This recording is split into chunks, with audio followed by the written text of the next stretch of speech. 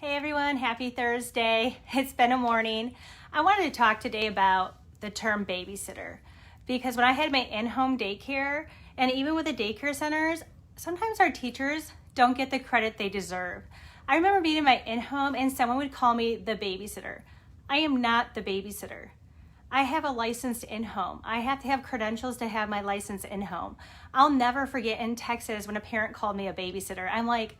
I'm not a babysitter. I have early childhood background. I've taken college courses in this. I'm not a babysitter.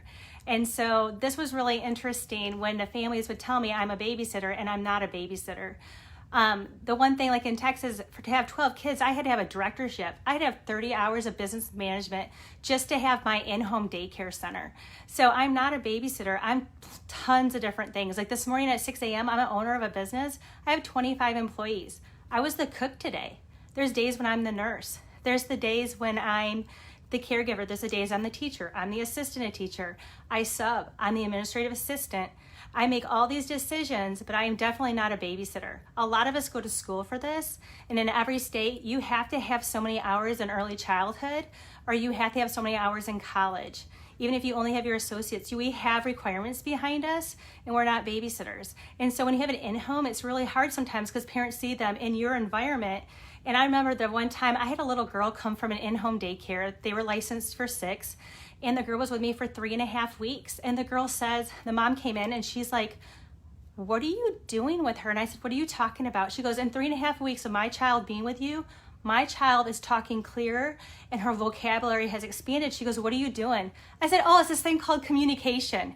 Her daycare provider previously for me had her sitting on the couch every day watching TV.